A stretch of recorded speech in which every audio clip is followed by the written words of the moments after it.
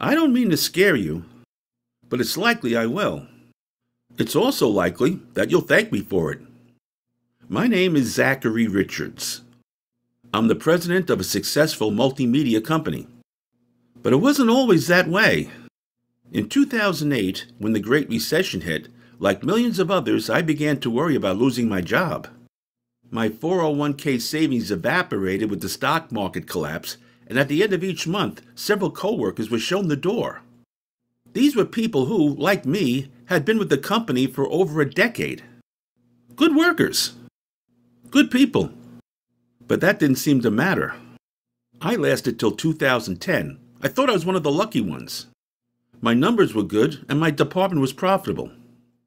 Unfortunately, not profitable enough. Now, I'm not going to bore you with my tale of subsequent woe. If you lost your job during those times, I'm sure you have a tale of your own. But what I did was a little different. First of all, I was royally pissed off at myself. I had bought into the concept of getting a good education so I could get a good job. I had decades of experience. I was very good at what I did. I should have started my own business years earlier when I could afford to. I knew about online commerce, even knew a guy who had quit his job to work online full-time. But it seemed too risky, so I kept applying for jobs. I didn't realize that I had one terrible strike against me. I was 50 and needed a salary that made it possible to continue paying my mortgage, my car payments, and my credit cards.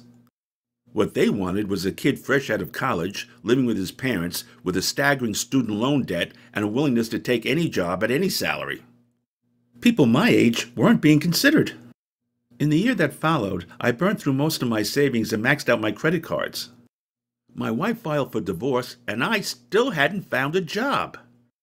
At that point, I was furious with myself because I had placed my entire financial future and security in the hands of so-called professionals who clearly didn't know what they were doing, or if they did, were involved in criminal activities. Think about this for a moment. What do you do when nobody is hiring? When you're running out of money, you're behind on your credit cards, and you can't sell your house because no one is buying and are on the verge of bankruptcy and homelessness? I did what I should have done in the first place. I created a website and started offering my services as a freelancer. For years I struggled. Some weeks I worked 12 hours a day. Other weeks I was lucky to get 3. The problem was I really didn't know how to market my services. And a lot of potential business customers were still on a very tight budget, so I was losing sales to outsourcing. But I was making just enough to avoid bankruptcy and homelessness. Bad things happen, I understand that. There had been recessions before, the dot-com bubble, for example. A lot of people lost a lot of money. But that was merely an investment that didn't work out. The recession of 2008 was different because Wall Street and the banks colluded to sell valueless stock at premium prices. And everybody was in on it. And why not? Everybody was making obscene amounts of money. But like all crooked schemes, sooner or later it all falls apart. This country was built out of billions in savings and investments made over a lifetime. The retirement so many had worked so hard for disappeared in the blink of an eye. Here's the part you need to pay attention to. Close attention. Nobody went to jail. Millions of Americans were cheated out of a lifetime of savings and nobody went to jail. So, what have we learned? We have learned that Congress, the so-called representatives of the people, will not investigate or prosecute any member involved in that scheme. Primarily because the people involved in that crime of the century are the same people who finance the election campaigns of those in office. And you don't bite the hand that feeds you. Nor did they create legislation that would prevent that crime from ever happening again. So, what does that tell you? It tells you that you can't depend on your elected representative to protect you from financial predators. Ergo, your money is not safe. Your job is not safe. And you are not safe unless you do what I did and become financially independent by creating your own business. The Singularity Institute, one of this country's most auspicious think tanks, has concluded that better than 50% of all jobs that existed in 2008 will no longer exist in 2019. That's just 2 years away. I'm sure that fact doesn't surprise you.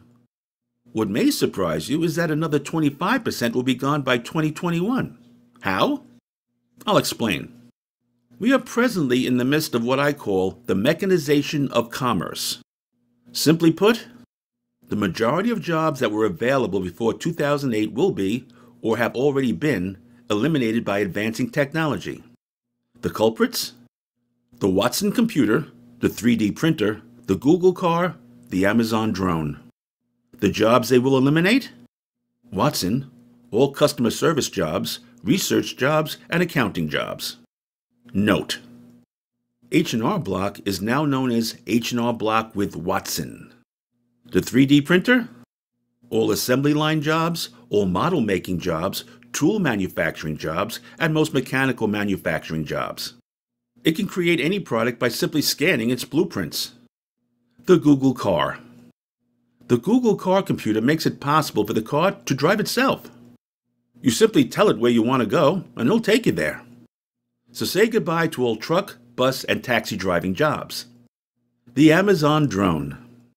Presently in service in Great Britain, the Amazon drone delivers packages by drone and not truck.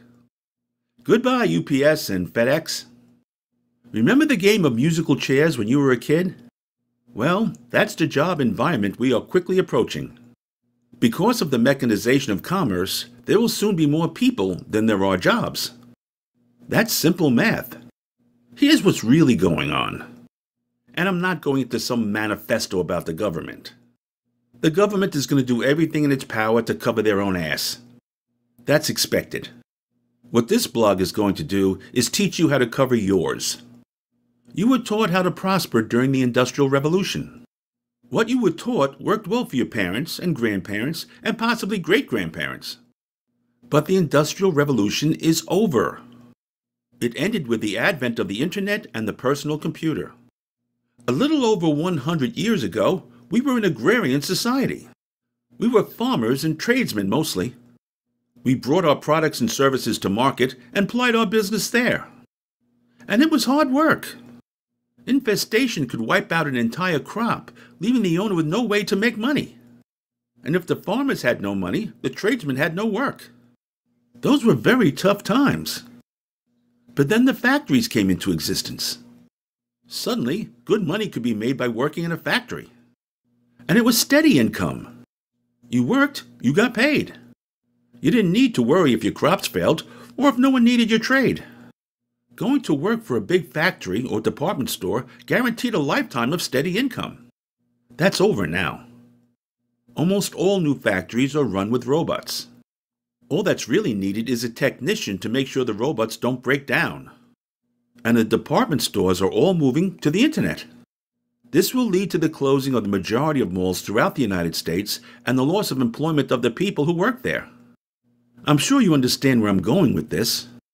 So, what do we do about it? We become independent. We set up an online website and start making money with it. That's what I did, and I'm now proud to say that I'm presently making a lot more money than I did with my former day job. All my bills are paid, and I once again have a healthy amount in savings. So how do you get to that place? In the weeks to come, I will show you exactly how to create a website and how to make money with it. Each week, I'll email you valuable information, and all you need to do is follow through. Please understand that this is no get-rich-quick scheme, no magic money button, no instant wealth promise.